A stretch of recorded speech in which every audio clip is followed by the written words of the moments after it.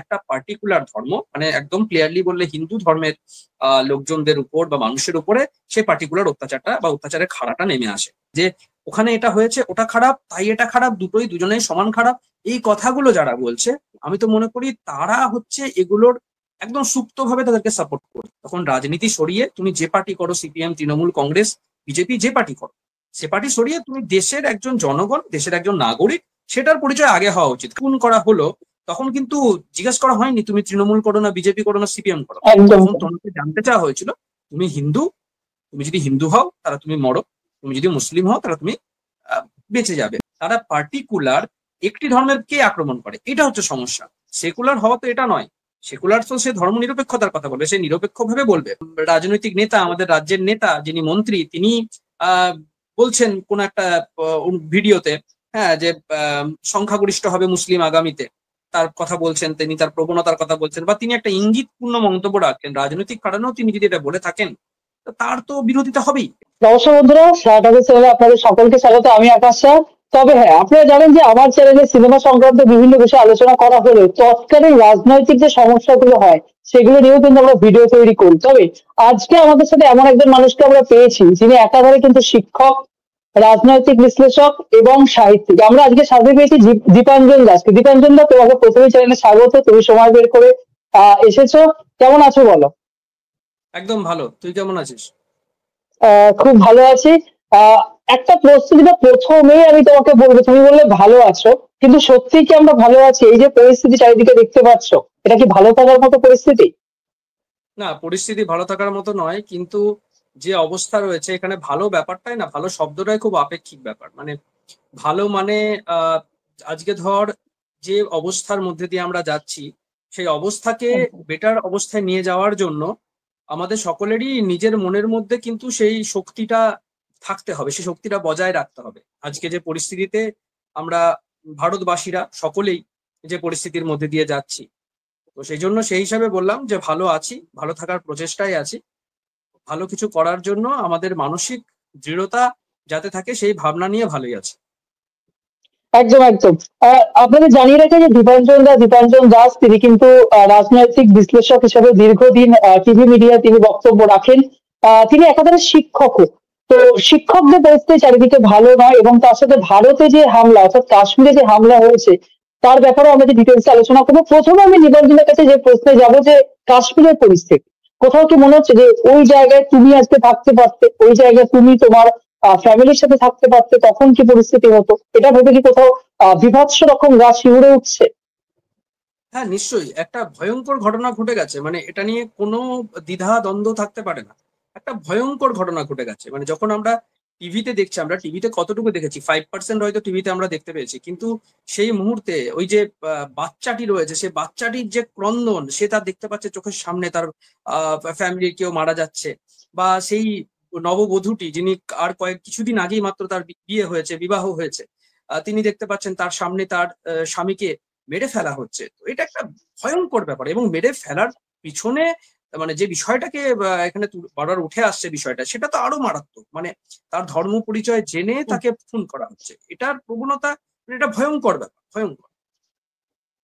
এটা একদমই। আমি এই ধর্ম যে প্রশ্ন সেটাকে যাবো, তার আগে আমি দীপাঞ্জন দাকে নিজে বিভিন্ন সময় টিভিতে বক্তব্য রাখেন। তো একটা প্রশ্ন মাথায় আছে যে সংবাদ মাধ্যম, যেটাকে আমরা বলি যে চতুর্থ স্তম্ভ, সেই সংবাদ মাধ্যম নিয়ে কি কোথাও মনে হচ্ছে যে মিথ্যাচার করা হচ্ছে, অতি নাটকীয় ভাবে প্রেজেন্ট করা হচ্ছে, নাকি তারা আমাদেরকে আরো বেশি করে ওয়াকিবহাল করছে পরিস্থিতির সাথে, যে কিরকম হতে পারে বা কি হচ্ছে ঘটনার সাথে? তোমার কি মনে হয় নিউজ মিডিয়ার ভূমিকাটা কি এই পরিস্থিতিতে? নিউজ মিডিয়ার ভূমিকা সবসময় গুরুত্বপূর্ণ, ভারতবর্ষের ইতিহাসে আজকে প্রথম নয়। যে কোনো ঘটনার জন্যই কিন্তু আমরা জানতে পারি কোথা থেকে, নিউজ মিডিয়া থেকেই জানতে পারি, তাই না? সেটা একদম আগে প্রিন্ট মিডিয়া ছিল, এখনো প্রিন্ট মিডিয়া আছে, কিন্তু এরকম ভাবে যে বিভিন্ন পোর্টাল, অনলাইন পোর্টাল আমরা দেখতে পাচ্ছি, টিভিতে আমরা এত রকমের চ্যানেল দেখতে পাচ্ছি। তো একটা ব্যাপার হচ্ছে নিউজ দেখার ক্ষেত্রে যেটা করা যেতে পারে সেটা হচ্ছে তুই একাধিক চ্যানেল যদি দেখিস তাহলে বুঝতে পারবি যে কোন জায়গাটাতে তোর মনে হবে যে এটা হ্যাঁ এই জায়গাটা বিশ্বাসযোগ্য, মনে হচ্ছে, সেই জায়গাটা তুই দেখ। আচ্ছা। কিন্তু দ্বিতীয় কথা, আজকের যে ঘটনাটা ঘটেছে, এই ঘটনা নিয়ে প্রত্যেকটা নিউজ চ্যানেলই কিন্তু যথেষ্ট কভার করেছে, এতে অতি নাটকীয়তার খুব কিছু নেই। হ্যাঁ, অবশ্যই কিছু কিছু ক্ষেত্রে হয়তো আমার মনে হতে পারে যে এই জায়গাটা আমার ঠিক লাগছে না, সেটা আমার ধারণা। কিন্তু প্রত্যেকটা মিডিয়া তার নিজস্ব কিছু বক্তব্য থাকে, কারণ মিডিয়ার স্বাধীনতা আছে, তারা তাদের বক্তব্য তাদের মতো করে পেশ করবে, তাতে কোনো আমি খারাপ কিছু দেখি না। আর এই ঘটনার প্রতিবাদ প্রত্যেকটা মিডিয়া করছে, এটাই তো ভালো ব্যাপার। সেটা যে পদ্ধতিতেই করুক না কেন, সেটা গুরুত্বপূর্ণ। সোশ্যাল মিডিয়ার ভূমিকা এই পরিস্থিতিতে কি মনে হয় তোমার? সোশ্যাল মিডিয়ার ভূমিকা তো খুবই গুরুত্বপূর্ণ, কারণ এখন সোশ্যাল মিডিয়া সবাই ইউজ করছে, মানে বাচ্চা থেকে বয়স্ক সবাই ইউজ করছে। তাই সোশ্যাল মিডিয়াতে যা জিনিসপত্র আমরা দেখতে পাচ্ছি, সেখান থেকে মানে বিষয়পত্র খবরটা পাওয়াটা সুযোগ অনেক বেশি। কারণ তথাকথিত যে মিডিয়া রয়েছে, সেই মিডিয়া পৌঁছানোর আগেও কিন্তু অনেক ভিডিও তার আগে ভাইরাল হয়েছে। সেই জন্যই একদম একদম। পরবর্তীকালে আরো বড় মিডিয়ারা গেছে, সেটা ন্যাশনাল মিডিয়া হোক, ইন্টারন্যাশনাল মিডিয়া হোক, স্টেট মিডিয়া হোক, সবাই গিয়েছে। তো এই ভূমিকাটা খুব গুরুত্বপূর্ণ। কিন্তু সেখানে দেখতে হবে যে যেন ভুল খবর, ভুল ভিডিও কিছু ছড়ানো না হয়। হ্যাঁ, এটাও আবার সোশ্যাল মিডিয়া যারা আমরা ইউজ করছি, তাদের একটা দায়িত্ব রয়েছে। এটা এটা ব্যাপার। আচ্ছা, একটা প্রশ্ন যেটা আমার মনে হয়, এটা আমি ব্যক্তিগতভাবে প্রশ্নটা করছি, কিন্তু প্রচুর দর্শক হয়তো আমার কমেন্ট বক্সে প্রশ্নটা রাখবেন, তাই জন্য আমি করে ফেলছি। যে যখনই দীপাঞ্জনটা কোনো একটা বড় ঘটনা ঘটে, তখনই আমরা দেখেছি যে রাজনৈতিক দলগুলো তাদের পেছনে পড়ে যায়, বিরোধী দল হতে পারে বা যে সরকারে রয়েছে সেই দলগুলো হতে পারে, এবং তারা সেই বিষয়টার ফায়দা লুটতে চায়। ঠিক আছে, এবারে যে হুম, পরিবারগুলো আক্রান্ত হয়েছে, আমরা জানি যে হিন্দু এবং মুসলিম আলাদা করে দেওয়া হচ্ছে, এবং একটি নির্দিষ্ট দল রয়েছে, তারা কিন্তু তাদের পাশে এসে ক্রমাগত দাঁড়াচ্ছে, চিৎকার করছে। তারা নিজের কোথাও গিয়ে নিজেদের যে একটা এজেন্ডা রয়েছে, সেটাকে প্রতিষ্ঠা করতে চায়। তোমার কি মনে হয় যে বারবার করে যেসব, আমি শুধু কাশ্মীরের ঘটনা বলছি না, আমি যখন শিক্ষকের প্রসঙ্গ আসবো, আমি যখন মুর্শিদাবাদের ঘটনায় আসবো, আমি যখন সন্দেশখালী ঘটনায় যাব, প্রত্যেকটা ঘটনার ক্ষেত্রে এই যে কোন একটা নির্দিষ্ট বা উল্টো দিকের বিরোধী দল, তারা যে ফায়দা লুটতে চায় মানুষের মৃতদেহের উপর দাঁড়িয়ে, এটাকে তুমি কি চোখে দেখো? দেখ, বিরোধীদের কাজ বিরোধিতা করা, এতে এতে কিছু নতুনত্ব নেই। এতে মানে এটা নিয়ে সত্যি কিছু বলার নেই। আমি শাসক দলে, যদি আমি শাসক দলের পক্ষে থাকি, তাহলে সেক্ষেত্রে আমি বলবো বিরোধীরা কেন বিরোধিতা করছে। আমি যদি বিরোধী থাকি, তাহলে বলবো আমি শাসক দলেরই শুধু দোষ দেখবো। তো এটা নিয়ে আমার কোনো একটা বক্তব্য নেই, কারণ শাসক দল শাসক দলের মতো রাজনৈতিক বক্তব্য বা রাজনৈতিক স্ট্যান্ড রাখবে, এটাই স্বাভাবিক। কারণ আমরা প্রত্যেকে রাজনৈতিক সচেতন মানুষ, এবং বিরোধী দলও তার বিরোধী দল তার নিজস্ব স্ট্যান্ড রাখবে। কিন্তু যখন প্রশ্নটা, এই প্রত্যেকটা যে তুই এক্সাম্পল গুলো দিলি, সেগুলোর মধ্যে যেখানে একদম একটা রাষ্ট্রীয় সন্ত্রাসের প্রসঙ্গ আসছে, তার উপরে কোনো কিছুই নেই। প্রত্যেকটা ঘটনায় ইন্ডিভিজুয়ালি খুব গুরুত্বপূর্ণ, কিন্তু রাষ্ট্রীয় সন্ত্রাসের প্রশ্ন যদি আসে, সেক্ষেত্রে বিরোধী হোক সরকারের পক্ষের লোক হোক, সবাই কিন্তু এক জায়গায় দাঁড়িয়ে থাকবে, সেটাই প্রত্যাশা করা যায়। সেখানে কাদা ছোড়াছুড়ি, ঢিল ছোড়াছুড়ির কিন্তু কোনো অর্থ নেই। আমরা নিজেদের বিরোধী দল, সরকারি দল, সবাই যদি আমরা নিজেদের মধ্যে লড়াই করি, তো সেটা দেখে তো শত্রু দেশ বা যারা হুম, আমাদের বহিঃশত্রু রয়েছে, তারা তো খুশি হবে। তারা তো ভাববে এরা নিজেদের একদম। মধ্যেই লড়াই করতে ব্যস্ত, আমাদের বিরুদ্ধে কি লড়বে। তো সেই বার্তাটা কিন্তু খুব ইম্পর্টেন্ট, যেটা এই ঘটনার পরিপ্রেক্ষিতে কিন্তু বিরোধী দলের তরফ থেকেও বা অন্যান্য সকলের তরফে কিন্তু সেই বার্তাটা গেছে, যে আমরা একত্র হয়ে, আমরা এক হয়ে লড়াইটা করব। যা সরকার সিদ্ধান্ত নেবে, বিরোধী দল সর্বতোভাবে তাদের পাশে থাকবে। তো এই প্রবণতা কিন্তু একদম। এখানে কিছুটা হলেও ভেঙেছে, এবং আমার মনে হয় সেটা খারাপ নয়, সেটা প্রয়োজন। কারণ সরকারের এখন একটা আহ মানে একটা স্ট্রং পদক্ষেপ নেওয়া একটা খুব দরকার রয়েছে। দীপাঞ্জন, এবার আমি আসল প্রশ্নে ঢুকবো। আমি জানি দর্শকরা অনেকেই জানার জন্য রয়েছেন যে হিন্দু, এই যে পরিচয়, তুমি হিন্দু, তুমি কলমা করতে পারছো না, তুমি আমাদের জাতের নও, তোমাকে মেরে ফেলা হবে, তোমার কোনো বাঁচার অধিকার নেই। হুম, এই যে ব্যাপারটা, এটা কতটা ভয়ানক! এটা আজকের ঘটনার আগেও কাশ্মীর কাশ্মীর বলে বা অন্য কোথাও হয়েছে ব্যাপারটা। ঠিক আছে, তাদের নিজেদের একটি নির্দিষ্ট ধর্মের লোক তার নিজেদের লোককে ছেড়ে দিয়ে অন্য লোককে টার্গেট করছে, অন্য ধর্মের লোককে টার্গেট করছে, এবং 27 জনকে মারা হয়েছে। এটা নাম্বারটা এক দুজন হলেও সেটা কষ্টের, কিন্তু 27 জন একসাথে একদিনে, মানে হুম। এই যে একটা তৈরি করে একটা বিরাট বড় একটা, কোথাও গিয়ে কি মনে হচ্ছে যে এটা ভারতবর্ষে প্রভাব পড়ছে, স্থানীয় মুসলিম যারা দীর্ঘদিন ধরে রয়েছে তাদের মানে তাদের কোথাও গিয়ে এই ব্যাপারটা তাদের তাদের উপর কোথাও গিয়ে প্রভাব পড়বে, তা সেই সাধারণ মুসলিমদের উপর প্রভাব পড়বে? হ্যাঁ, প্রভাব পড়তে তো বাধ্য, প্রভাব পড়বেই, এটা নিয়ে অস্বীকার করার জায়গা নেই। কারণ তুই যখন কথা বলি বাকি, আমি দেশের বাকি অঞ্চলের থেকে কাশ্মীরকে আলাদাভাবে দেখি। কাশ্মীরকে আলাদাভাবে দেখি মানে কাশ্মীর আমাদের অঙ্গ, অবিচ্ছেদ্য অঙ্গ, সেই সেন্সে বলছি না। আমি বলছি আলাদাভাবে দেখি মানে কাশ্মীরের ঘটনাগুলি কিন্তু বা ঘটনা প্রবাহগুলো কিন্তু অন্য জায়গার তুলনায় অনেক আলাদা। কাশ্মীর সমস্যা শুধু আজকে শুধুমাত্র মানে পাকিস্তান অকুপাইড কাশ্মীর রয়েছে, আমাদের কাছে কাশ্মীরের একটা অংশ রয়েছে, সেইটা কিন্তু সমস্যা নয়। সেটা তো সমস্যা হলো স্বাধীনতার সময় যখন মহারাজা হরি সিং চাইলেন যে আমি কাশ্মীরকে স্বাধীন রাখবো, এবং পরবর্তীকালে হুম, তিনি রাখতে পারলেন না, কারণ পাক দুর্বৃত্তরা আক্রমণ করলো। এবং তিনি যখন বুঝতে পারলেন যে আর কোনোভাবেই লড়াই করা সম্ভব হচ্ছে না, অবশ্যই তারা লড়াই করেছিলেন, আমি বলবো না যে হরি সিং এর সেনা লড়াই করেছে, কিন্তু তাদের সেই সামর্থ্য ছিল না যে দুর্বৃত্তর আড়ালে লুকিয়ে থাকা পাক সেনাদের বিরুদ্ধে লড়াই করতে পারে। তো তার একটা মানে কি বলবো, একটা অনেকটা অংশ ভারতবর্ষের ভিতরে মানে ভারতবর্ষের মানে কাশ্মীরের ভিতরে চলে আসে। এবং আসার পরে যখন রাজা হরি সিং সাহায্য প্রার্থনা করেন, তখন ভারতবর্ষের অন্তর্ভুক্তির বিনিময়ে আমাদের ভারতবর্ষের সরকার, তখনকার তৎকালীন ভারত সরকার, তাকে সাহায্য করতে রাজি হয়। এবং একদম। ভারতীয় সেনা সেখানে যায় এবং আমাদের কাশ্মীরের একটা অংশ আমাদের অন্তর্ভুক্ত হয়। এবং তারপরে বিভিন্ন ঘটনাবলী রয়েছে, এই ঘটনা প্রবাহ রয়েছে। যে সময়ে এই দুর্বৃত্তদের আড়ালে পাকিস্তান সেনা প্রবেশ করলো কাশ্মীরে, সেখানে প্রচুর পরিমাণে খুন, প্রচুর পরিমাণে ধর্ষণ, প্রচুর পরিমাণে লুটপাট, এগুলো কিন্তু হয়েছে, বিপুল পরিমাণে হয়েছে। এটা শুধু একবার নয়। তো পরবর্তীকালে আহ মানে কাশ্মীরি পণ্ডিতদের পলায়নের কথা যদি দেখিস, কাশ্মীরি একদম, পণ্ডিতদের একদম, পলায়ন একদম, একদম। তার আগেও হয়েছে। মানে তুই যদি শুধুমাত্র ব্যাপারটাকে, যেমন এখন একটা জিনিস দাঁড় করিয়ে দেওয়া হচ্ছে যে একটা পলিটিক্যাল এজেন্ডা অনুযায়ী হয়তো ওখানকার মুসলিমদেরকে খারাপ কথা বলা যায়, পুরো ভারতবর্ষের সব মুসলিম খারাপ, কথাটা বলার কোনো অর্থ নেই। সবাই খারাপ, কোনো কিছুতেই সবাই খারাপ হয় না। খারাপ খারাপ মানুষ, একদম। ভালো মানুষ সব রকমই থাকে, কিন্তু একটা জিনিস বুঝতে হবে যে একটা বিশেষ রকমের রাজনৈতিক অভিসন্ধি, একটা বিশেষ রকমের ধর্মীয় সুরসুরি দিয়ে, ধর্মীয় অনুভূতি সুযোগ নিয়ে যখন কোনো একটা অর্গানাইজেশন, সেটা সন্ত্রাসবাদী হোক বা অন্য কোনো অর্গানাইজেশন, এক্ষেত্রে সন্ত্রাসবাদী অর্গানাইজেশনই, তারা যখন কোনো কিছু কাজ করছে, তখন সেই ধর্মের লোকদের কিন্তু অনেক বেশি দায়িত্ব থাকে সেটাকে বিরোধিতা করা। আজকে দিনে দাঁড়িয়ে তুই ফেসবুকে 10টা পোস্ট দেখ, সেই পার্টিকুলার ক্ষেত্রে তারা বিরোধিতা করছে, কিন্তু বিরোধিতা করার প্রসঙ্গে তারা কি করছে, তারা অন্য একটি ঘটনা টেনে নিয়ে এসে বলছে এরাও কিন্তু এরকম করে, এরা দুজনেই সমান। আচ্ছা। এটা কিন্তু হুম। এইটা হচ্ছে দ্বিচারিতা। কারণ আজকের যে ঘটনা ঘটেছে, আমি সেই পরিপ্রেক্ষিতে কথা না বলে, পরিপ্রেক্ষিতে বললেও তার সাথে একটা অন্য প্রসঙ্গ টেনে দুটোকে মিলিয়ে গুলিয়ে দেওয়ার প্রবণতা, এদের কিন্তু চিহ্নিতকরণ প্রয়োজনীয়তা আছে। কারণ এদের থেকে বোঝা যায় যে এরা কমপ্লিটলি একটা মানে এইটাকে ইনডিরেক্টলি সাপোর্ট করছে। কারণ কেন সাপোর্ট করছে আমি বলছি, আমি ভুল বলছি কোন একটা জিনিস, আমি ভুল বলছি মানে সেটা ভুল আমার মনে হচ্ছে, কিন্তু আমি ভুলের সাথে যদি একটা কিন্তু জুড়ে দিই যেটা ভুল, কিন্তু ওরা যেটা করেছিল সেখানেও একটা ভুল ছিল, মানে আমি কোনো একটা জায়গাতে জাস্টিফাই করার চেষ্টা করছি। তো এটা একটা খুব একদম, খুব খারাপ প্রবণতা। এবং যেটা আমি বলছিলাম যে কাশ্মীরের ইতিহাস তুই যদি কিছুটা পিছনে যাস, 1389, 1416 সাল, বিশেষত এই টার্মটা আমি বলছি কারণ সিকান্দার বুৎসিকুল তখন ছিলেন ওখানকার শাসনকালে। তো তার শাসনকালের সময়ে বিপুল পরিমাণে হিন্দু নিধন হয়, বিপুল পরিমাণে, মানে মানে হাজার হাজার লাখ লাখ হিন্দুকে নিধন করা হয়, এরকম একটা সোর্স আমি দেখছিলাম কিছুদিন আগেই। তো তিনি এবং তার এক প্রধানমন্ত্রী, যিনি ছিলেন ধর্মান্তরিত হয়েছিলেন হিন্দু থেকে, তো যে বিভিন্ন রকমের তোর কি বলবো, ওই দেবদেবীর যে মূর্তি থাকে, বিভিন্ন ধাতব মূর্তি থাকে, সে ধাতব মূর্তিকে ভেঙে ফেলা হয় এবং তার সেই মূর্তি গলিয়ে পড়ে বিভিন্ন রকমের কয়েন তৈরি করা হয়, মানে অর্থের জন্য যেমন হয় না, যে মুদ্রা তৈরি, হুম, সেগুলো হুম, ছোট হুম, হুম। করা হয়। হিন্দুদেরকে ক্লিয়ারলি বেরিয়ে যেতে নির্দেশ দেওয়া হয় এবং প্রচুর মন্দির ভাঙা হয়। সমস্ত মন্দিরই অ্যাকচুয়ালি ভেঙে ফেলার নির্দেশ দেওয়া হয়েছিল, প্রচুর মন্দির ভাঙা হয়, প্রচুর ধর্মান্তরিত হয়। বহু হিন্দু ধর্মান্তরিত হতে চাননি, তারা আত্মহত্যা করেন, অনেকে ওখান থেকে পালিয়ে যান।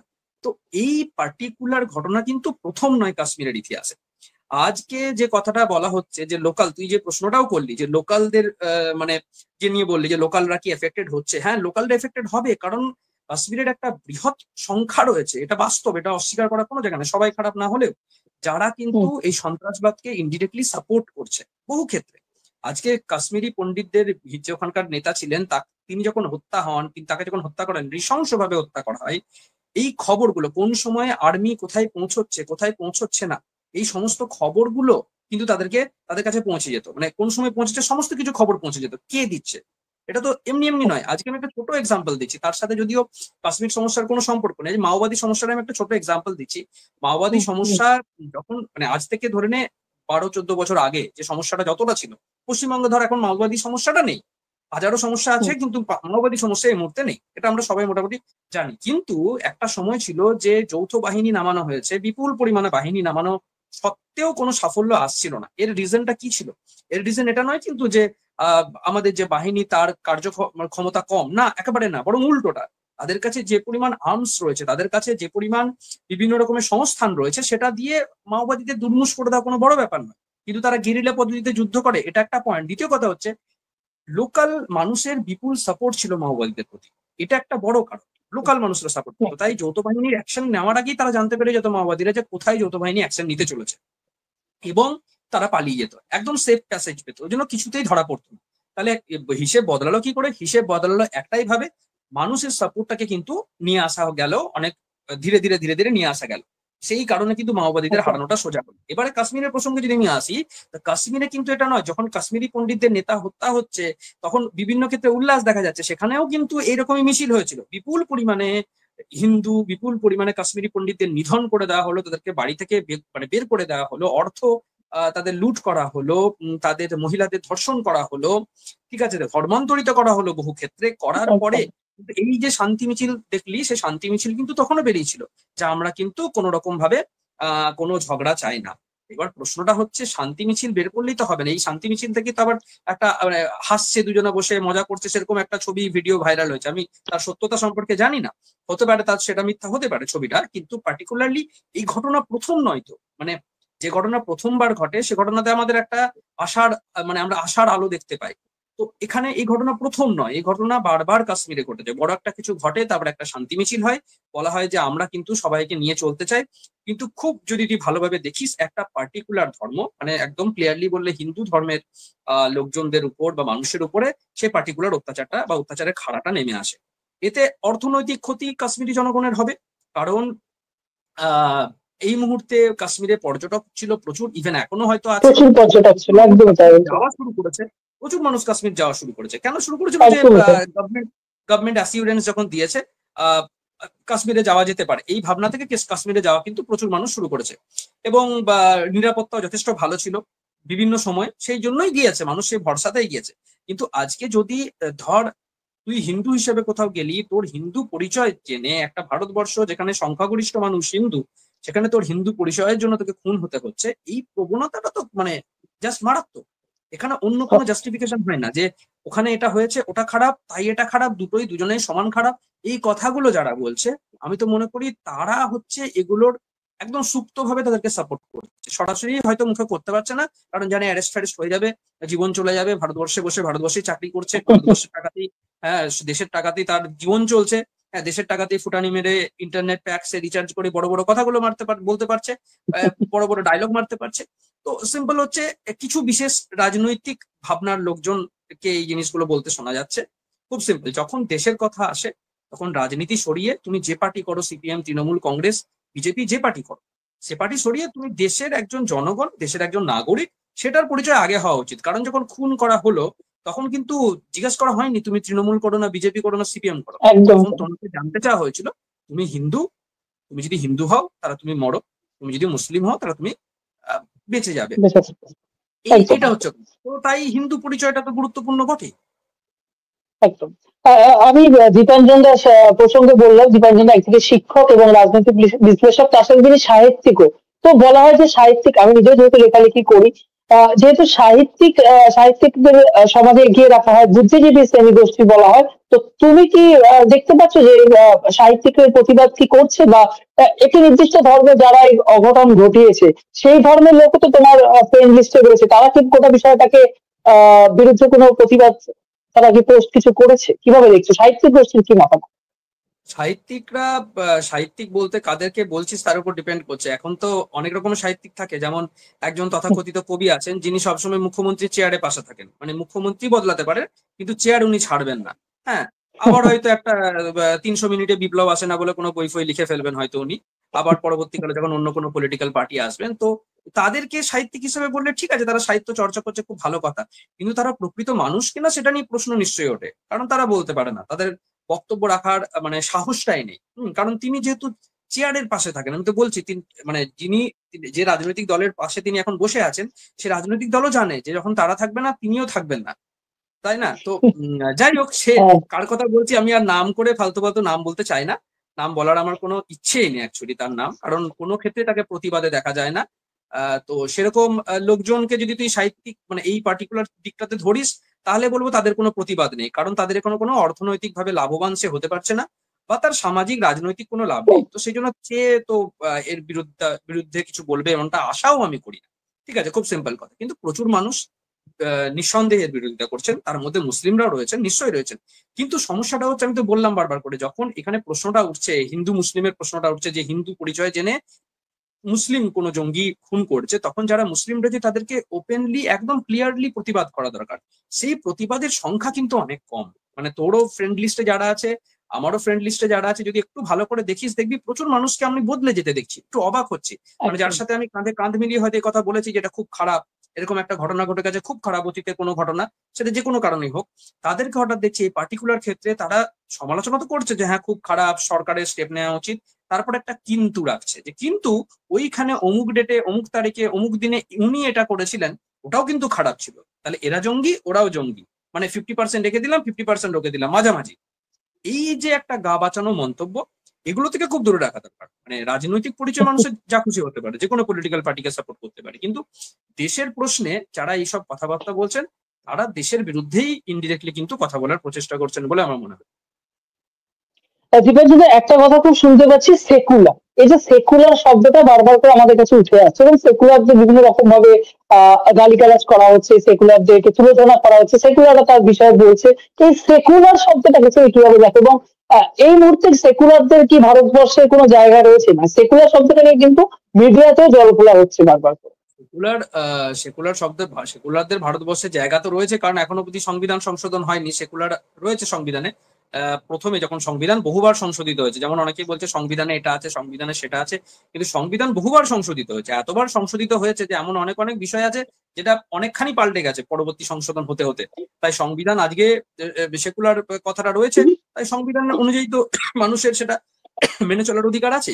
কেউ সেকুলার হতেই পারেন, তা নিয়ে আমার কোনো বক্তব্য নিয়ে থাকতে পারে না। কিন্তু তুই যে কথাটা বললি যে সেকুলার কথাটার উপরে মানুষের এত রাগ, হ্যাঁ, এত বিতৃষ্ণা কেন জন্মাচ্ছে, এটা তো বুঝতে হবে। রিজন হচ্ছে সেকুলার, এখানে সেকুলার মানেটা কি? সেকুলার মানে হচ্ছে যে যারা ধর্ম নিরপেক্ষতা বজায় রেখে ধর্মীয় বিষয়কে দেখবে, তারা সেকুলার। কিন্তু সমস্যা হচ্ছে যে যারা এখানে তথাকথিত সেকুলার, তারা কিন্তু ধর্মীয় নিরপেক্ষতা বিচার তারা করে না, তারা পার্টিকুলার একটি ধর্মের কে আক্রমণ করে, এটা হচ্ছে সমস্যা। সেকুলার হওয়া তো এটা নয়। সেকুলার তো সে ধর্ম নিরপেক্ষতার কথা বলবে, সে নিরপেক্ষ ভাবে বলবে। তাদের মধ্যেই অনেকে আছে যারা আজকের ঘটনা সমালোচনা করছে, যে বললাম একটা কিন্তু রাখছে। আমি বলতে চাইছি কিন্তু তো ঘটনাটা খারাপ, সরাসরি বলবো খারাপ, এর প্রতিবাদ হবে। হ্যাঁ, আমি নিশ্চয়ই বলবো যে এর জন্য গোয়েন্দা ব্যর্থতা রয়েছে, নিঃসন্দেহে রয়েছে, এটা নিয়ে কোনো প্রশ্নই থাকতে পারে না। গোয়েন্দা ব্যর্থতা তো বটেই, কারণ ওখানে সে সময় কোনো আর্মি উপস্থিত ছিল না, সেটা গোয়েন্দা ব্যর্থতা, সরকারি ব্যর্থতা, এটা একদম, এটা বিনা প্রশ্নে বিনা বাক্য ব্যয়ে মেনে নিতে হবে, এটা সত্যি কথা। কিন্তু বাকি যে বিষয়গুলো রয়েছে সেগুলো তো সত্যি। তার যে ধর্ম পরিচয় জেনে তাকে হত্যা করা হচ্ছে, এটা তো সত্যি। এটাকে আমি লুকিয়ে দেবো কেন? বা সেটাকে দেখানোর একটা প্রচেষ্টা হচ্ছে যে অমুক মুসলিম এখানে নিহত হয়েছে, তো দুটো জিনিস কিন্তু এক নয়। যিনি নিহত হয়েছে, ওই যে বললাম যে 100 জনের মধ্যে 1-2 জন তো সবসময় ভালো থাকেন, সত্যি ভালো থাকেন, তাকে তো আমরা মাথায় করে রাখি, সে ভালো মানুষকে। যিনি নিহত হয়েছেন তার জন্য কিন্তু সবাই, হিন্দু মুসলিম নির্বিশেষে শ্রদ্ধা জানাচ্ছেন নাকি? জানাচ্ছেন। তাদেরকে আমি যখন শ্রদ্ধা জানানোর কথা বলতে পারছি, বাকিদের পক্ষে কথা বলার সময় তথাকথিত যারা সেকুলার নিজেদের বলেন, কেন হাত কাঁপছে লিখতে গিয়ে, কেন বলতে গিয়ে কথা জড়িয়ে আসছে? তার মানে আমার একটা ভেস্টেড ইন্টারেস্ট আছে। ভেস্টেড ইন্টারেস্টটা কি পলিটিক্যাল, নাকি দেশ বিরোধী, মানে দেশের বিরুদ্ধে আমি কিছু করতে চাইছি? এগুলো কিন্তু সত্যি বোঝার প্রয়োজনীয়তা রয়েছে। কারণ আমাদের দেশের, আমি একটা পোস্ট লিখেছিলাম যে দেশের বিরুদ্ধেও যদি কেউ থাকে, তাদেরকে, দেশের মধ্যে যারা রয়েছে তাদের বিরুদ্ধে ব্যবস্থা নেওয়ার কথা ভাবুক সরকার। কারণ সত্যি দেশের মধ্যে থেকে দেশের বিরোধিতা করা, এরকম একটা জাতীয় সংকটের মুহূর্তে যদি আমরা দেশের বিরোধিতা করি, কেউ কেউ তো এখন এই ঘটনাটি ঘটেছে সেটাতেও মানে ঘটনাটি নাকি পাকিস্তান থেকে ঘটনা হয়নি, পাকিস্তানও আগবাড়ি যতটা মন্তব্য করেছে, আমাদের দেশের লোকজনকে অনেকে মন্তব্য করতে দেখেছি যে না না না, এটা ভারতবর্ষের সরকারই ঘটিয়েছে। এ তো মারাত্মক একটা অভিযোগ। কোন বেসিসে তারা এটা বলছে? তাদের কাছে কি কোনো প্রমাণ আছে? আমাদের দেশ বলেই কিন্তু এত রকমের বক্তব্য রাখা যায়। আজ অন্য জায়গায় হলে কিন্তু এর বিরুদ্ধে বড় স্টেপ নেওয়া হতো। যাই হোক, আমি তাদের মানে চাই যে তাদের বুদ্ধি বিকাশ হোক, তাদের মতামতের মধ্যে দৃঢ়তা আসুক, এবং তারা সত্যি বলতে পারুক যে কোনটা ঠিক কোনটা ভুল। এরকম রাজনৈতিকভাবে কথাবার্তা বলে লাভ নেই, কারণ দেশের কথা যখন বলতে হবে তখন দেশের কথা বলতে হবে। সে আমি বিজেপি হই, তৃণমূল হই, কংগ্রেস হই, যেই হই। আর যদি বলতে না পারি ভাই, তাহলে আমি নিজেকে ভারতবাসী বলতে পারবো না। আমার এই দেশ থেকে আমি যদি চলে যাই, আমার দেশের কিছু এসে যাবে না। আমি বলছি না চলে যেতে, আমি বলতে চাইছি আমি যদি দেশের হয়ে কথা বলতে না পারি, আজকে বলে নয়, কোনোদিন, এমনকি আমি দীপাঞ্জন যদি আমি নিজে দেশের হয়ে কথা না বলতে পারি, তাহলে আমারও দেশে থাকার কোনো অধিকার নেই। দেশবাসী হিসাবে এটা আমাদের একদম কর্তব্য। একদম। আমি দীপাঞ্জনের থেকে আমার মনে হয় যে দর্শকরা অনেক কিছু জানতে পারছে নিয়মিত। আহ, এই এই প্রসঙ্গে তুমি যেহেতু আগে একবার উত্তর দিয়ে দিলে, তাও আমি একটু গভীরে যাবো প্রশ্নটা। প্রধানমন্ত্রী বারবার করে বলেন যে ভারতবর্ষ সব থেকে সেফ, এবং কাশ্মীর তারা 370 অপসারণ করেছে, এবং কাশ্মীর এই মুহূর্তে সবার জন্য খোলা, এবং কাশ্মীর নিয়ে কোনো চিন্তা ভাবনার কিছু নয়। সেখানে প্রধানমন্ত্রী বারবার করে অ্যাসিওর করছেন, সেখানে দাঁড়িয়ে এই যে বারবার ঘটনাগুলো ঘটছে, এটা কি সরকারের ব্যর্থতা বা এটা তো সরকারের ব্যর্থতাই। তুমি কি সহমত হবে আমার সাথে? হ্যাঁ, কারণ অবশ্যই এটা নিয়ে তো প্রশ্ন, মানে এটা নিয়ে কোনো দ্বিমত থাকার কথা নয়, কারণ এখানে গোয়েন্দা ব্যর্থতা রয়েছে। এবার এই ব্যর্থতাগুলো কোথায় কোথায় হয়েছে এগুলো সত্যি দেখতে হবে, নিঃসন্দেহে দেখতে হবে, এটা নিয়ে কোনো প্রশ্ন থাকতে পারে না। এবার যে প্রশ্নটা তুই বললি, এমন অনেকেই বলছে যে আমি যখন গিয়েছিলাম, সবাই এখন বিদ্যাসাগর কলেজের ছাত্র হয়ে গেছে। ওই আগের ঘটনার মতো সবাই লিখছে আমি বিদ্যাসাগর কলেজের ছাত্র, গল্পটা এরকম হয়ে গেছে। তো এখন সবাই লিখছে যে আমি কাশ্মীর বেড়াতে গিয়েছিলাম, আমার বাড়িতে এই ঘটনা না, ঘটেছে, এই আমার গ্রাম থেকে একজন গেছিল, আমার আমার গ্রাম শহর থেকে থেকে একজন একজন। বেড়াতে গিয়েছিল, এই যে হ্যাঁ, হ্যাঁ, ঘটনাগুলো আমি দেখি সবারই গ্রাম থেকে একজন বেড়াতে গিয়েছিল, সবারই সাথে সেম সেম ঘটনা ঘটেছে, একদম হুবহু প্রথম থেকে শেষ অব্দি সেম ঘটনা ঘটেছে। কিছুই না, একটা তাদের ভেস্টেড ইন্টারেস্টে তারা এইসব লিখছে। আমার কথাটা হচ্ছে কি, তারা অনেকে বলছে যে আমি তো যখন গিয়েছিলাম তখন দেখেছি 5 মিটার অন্তর অন্তর আর্মি দাঁড়িয়ে আছে। এটা কি আদৌ মানে হওয়া সম্ভব? একটা গোটা কথা না। কাশ্মীরকে যদি এভাবে মুড়ে ফেলতে হয়, লক্ষাধিক সৈন্যের প্রয়োজনীয়তা হবে শুধু কাশ্মীরের জন্য, ঠিক আছে? সেটা একদম, সম্ভব না। একদম। আর কাশ্মীরে আজকে মানুষ যত ঘুরতে যাচ্ছে, প্রচুর প্রচুর মানুষ ঘুরতে যাচ্ছে, তো তারা ঘুরতে গেছে কি জন্য? তারা দেখেছে যে ওখানকার কিন্তু এই যে আগে যে সমস্যাটা ছিল, ভারতবর্ষের পতাকা তোলা যেত না শ্রীনগরের বহু জায়গায়। এটা তো একদম, বুঝতে হবে, একদম। কাশ্মীরে পতাকা তুলতে গেলে ভাবতে হতো ভারতবর্ষে পাকিস্তানের পতাকা কিন্তু আরামে উঠতো। সেই অবস্থা তো বদলেছে, এটা অস্বীকার করার জায়গা নেই। কেউ যদি বলেন যে না এটা বদলায়নি, সে মিথ্যা কথা বলছে। এটা অবশ্যই বদলেছে, কিন্তু গোয়েন্দা ব্যর্থতাকে অস্বীকার করারও কোনো জায়গা নেই। এর জন্য সরকারকেই দায় নিতে হবে। যে সরকার গভর্নমেন্টে আছে তাকে দায় নিতে হবে। তারা মেনেও নিয়েছে তাদের গোয়েন্দা ব্যর্থতা কথা, এমনটা নয় যে তারা মানেনি। এবং এরপরে কি স্টেপ নিচ্ছে, এদিকে কিন্তু আমরা সবাই মুখিয়ে আছি, কারণ একটা কড়া স্টেপ নেওয়া দরকার আছে। ঠিক আছে, এটা এটা খুব ইম্পর্টেন্ট। সরকারি ব্যর্থতা আমরা বুঝলাম, এবং এই যে এত পরিমাণ আর্মি ডিপ্লয় করা সম্ভব না যেটা আমি বললাম, কিন্তু ওই পার্টিকুলার এরিয়াতে কেন আর্মি ছিল না, এটা একটা কিন্তু প্রশ্ন, এটা নিঃসন্দেহে প্রশ্ন। সেটার জন্য সরকার দেখছে যে গোয়েন্দা ব্যর্থতা কি করে হতে পারে এত বড়, যে এখানে এতজন মানে এলো, হত্যা করলো, বেরিয়ে গেল, হ্যাঁ এতক্ষণ সময় ধরে কাটালো, তারপরও সেভাবে কিছু তাদের কিছু ধরা গেল না বা বাঁচানো গেল না বহু মানুষকে। তো এগুলো গোয়েন্দা ব্যর্থতার প্রশ্নগুলোকে তুলে ধরবে, এটা নিয়ে আমার মানে কোনো সন্দেহ নেই, এটা সবাই মানছে। কিন্তু সমস্ত বিষয়টাকে নিয়ে কিন্তু দেখতে হবে, এটা এমন একটা বিষয়, দেশীয় সংকটটা, এই সংকট মুহূর্তে সরকারের কাছে আমরা প্রত্যাশা করি কড়া পদক্ষেপ, মানে গোটা ভারতবাসী, সমস্ত ভারতবাসী। হ্যাঁ, যারা যারা ভারতের দেশের ভালো চাইছেন না তাদেরকে আমি ধরছি না, তারা যে মানে একটা সংখ্যা মাত্র, তাদেরকে ধরতে চায় না, তাদের বাদ দিয়েও কিন্তু জনগণের সংখ্যা আছে আমাদের ভারতবর্ষে প্রচুর। তারা কিন্তু সকলেই এই বিষয়ে একমত যে কড়া পদক্ষেপ নেওয়া, কারণ কড়া পদক্ষেপ না নিলে হবে না। পাকিস্তানের বিরুদ্ধে যা যা একদম। পদক্ষেপ নেওয়া দরকার সেটা ভারতবর্ষে নেওয়া উচিত। আমরা সর্বতোভাবে পাশে আছি সকলে। একটা প্রশ্ন, এটা আমি ব্যক্তিগতভাবে জিজ্ঞেস করি, যে হুম। স্থানীয় লোকেদের কি মদত থাকতে পারে? তোমার কি মনে হয় স্থানীয় লোকেরা কি জড়িত থাকতে পারে কোনো ক্ষেত্রে? হ্যাঁ, নিশ্চয়ই থাকতে পারে। মানে আমি তো এই তো একটু আগে এটারই অ্যান্সার তোকে দিলাম, যেটা তো আজকে বলে নয়, এটা তো বহুবার কাশ্মীরি পণ্ডিত যে যখন হত্যা হয়েছে সেই সময় তো সম্পূর্ণভাবে স্থানীয় লোকদের সাপোর্টে হয়েছে। কোথায় কে লুকিয়ে আছে সেই সমস্ত বিষয়পত্র তো বহু ক্ষেত্রে দিয়ে দেওয়া হয়েছে। স্থানীয় লোক মানে সবাই করেছে এমনটা নয়, সবাই হয় না, সবাই কোনো হুম, জায়গাতেই হুম। খারাপ হয় না, সেটার আমি কথা যাচ্ছি না, কিন্তু স্থানীয় মদত না থাকলে তো হবে কি করে? একটা কাশ্মীরের মধ্যে একটা বিপুল সংখ্যক হিন্দু থাকতো কাশ্মীরের মধ্যে, আস্তে আস্তে আস্তে আস্তে হিন্দু সংখ্যা হাতে গোনা কয়েক পার্সেন্টে গিয়ে দাঁড়িয়েছে। কি করে হলো? মানে একটা খুব সিম্পল প্রশ্ন তো উত্তর দিতে হবে, যেটা কেন হচ্ছে। এখনো কাশ্মীরি পণ্ডিতদের কেন খারাপ, মানে একদম কষ্ট করে কোনো মতে তারা বেঁচে আছেন, তাদেরকে থাকতে হচ্ছে, তাই না? তারা কেন এখনো তার নিজের জায়গায় ফিরে যেতে পারছেন না? ফিরে গেলেও কি তিনি তার বাড়ি ফেরত পাবেন? কারণ তার বাড়ি তো বেদখল হয়ে গেছে। একদম, তো কাশ্মীরে যদি সব একদম। সুন্দর থাকছে, সবই সুন্দর রয়েছে, সুন্দরই ছিল, তাহলে এত কিছু ঘটলো কি করে, তাই না? তো ভূস্বর্গ ঠিকই, কিন্তু ভূস্বর্গ যে সত্যি ভয়ঙ্কর সেটা আমাদের জীবদ্দশাতে আমরা দেখতে পাচ্ছি। যেগুলো আমরা শুনে এসেছিলাম, তার মানে আমরা যেটুকু দেখছি না, সে ধর 5%। ঠিক আছে, যে ঘটনা ঘটে গেছে, যেভাবে কাশ্মীরি হিন্দুদের পলায়ন করতে হয়েছে, সেটা স্বাধীনতার পরবর্তীকালেও বা তার আগেও, যে আমি তোকে এক্সাম্পল দিলাম, বুথ সিকুলের কথা বললাম, সিকান্দার বুথ সিকুলের কথা, তো সেটা তো অনেক পুরনো, তো বহু বছর ধরে কিন্তু এই ঘটনা ঘটে আসছে, বহু বছর ধরে। তো এটা একদম তো একদম। লোকালদের লোকালদের লোকালদের সাহায্য ছাড়া পুরো ক্ষেত্রে সম্ভব না। লোকালদের মধ্যে অনেকেই ভালো আছেন যারা হয়তো অনেক হেল্প করেছেন, অনেক মানুষ যারা ওখানে রয়েছেন, কারণ তারা চান ব্যবসা বাণিজ্য হোক।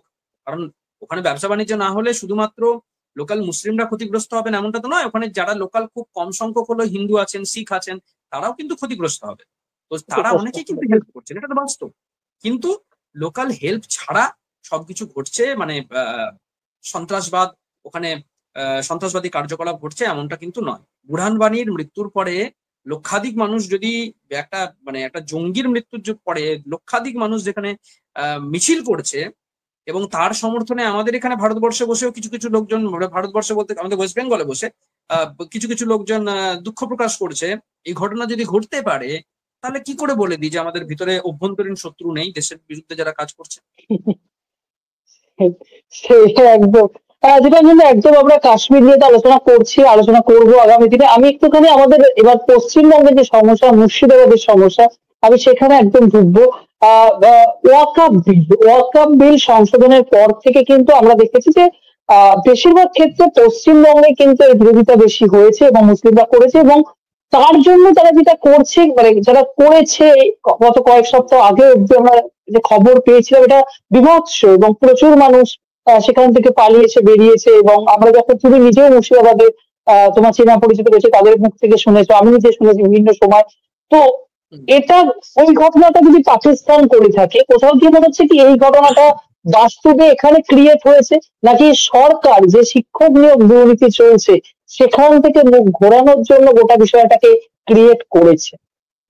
তোমার কি মনে না, হয়? সবকিছু সবকিছু দুয়ে দুয়ে চার করার প্রয়োজনীয়তা নেই। শিক্ষক নিয়োগের দুর্নীতির কথা আমরা পরে আলোচনা না হয় করবো, কিন্তু শিক্ষক নিয়োগের দুর্নীতির কথা যাচ্ছি না। কিন্তু গল্পটা হচ্ছে যে ইয়ের ঘটনা, এখানে মুর্শিদাবাদে যে ঘটনা ঘটেছে সেটা একটা ইন্ডিভিজুয়াল ঘটনা, এবং এটা ঘটনা মানে আচ্ছা। কিছু করার জন্য কিছু করা হয়েছে এমন ভাবার কোনো দরকার নেই, এটা একটা ঘটনা।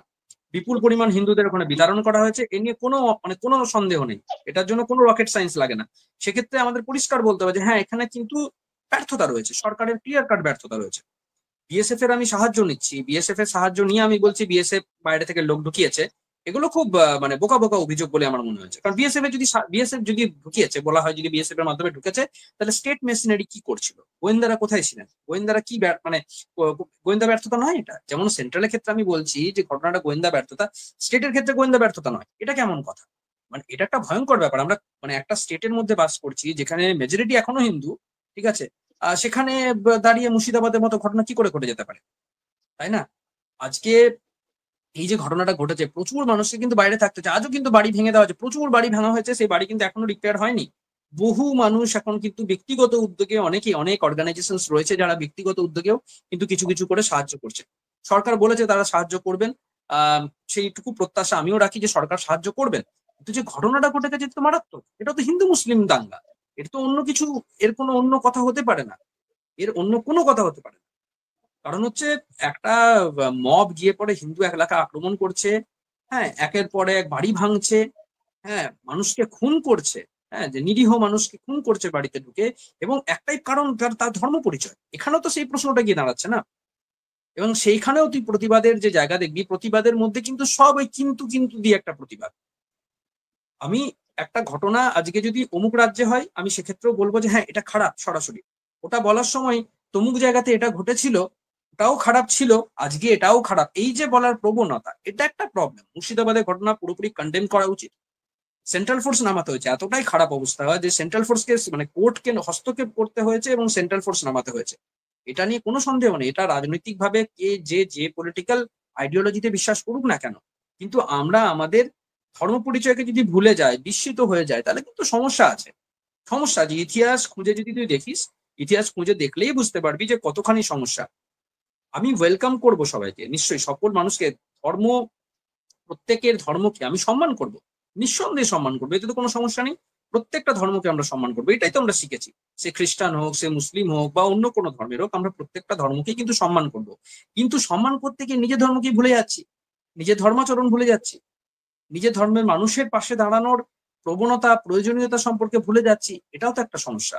আগে কোনো মানুষ তার নিজের প্রকৃতি, তিনি নিজে যে, মানে আমি একজন মানুষ হিসেবে আমি নিজে যে আমার নিজের আত্মপরিচয়, আমি যদি আত্মপরিচয় থেকে বিস্মিত হই, আত্মপরিচয় বিস্মিত হয়ে যায়, তাহলে আমি আর মানে বাকিদের হয়ে কি কাজ করবো? আগে তো নিজের পরিচয়টার সঠিকভাবে রাখার প্রয়োজনীয়তা আছে। তো মুর্শিদাবাদ কিন্তু সেই প্রশ্ন তুলে দিয়েছে, কারণ তথাকথিত একজন রাজনৈতিক নেতা, আমাদের রাজ্যের নেতা যিনি মন্ত্রী, তিনি আহ, বলছেন কোন একটা ভিডিওতে, হ্যাঁ, যে সংখ্যাগরিষ্ঠ হবে মুসলিম আগামীতে, তার কথা বলছেন, তিনি তার প্রবণতার কথা বলছেন, বা তিনি একটা ইঙ্গিতপূর্ণ মন্তব্য রাখছেন রাজনৈতিক কারণেও, তিনি যদি এটা বলে থাকেন তো তার তো বিরোধিতা হবেই এবং হওয়া উচিত।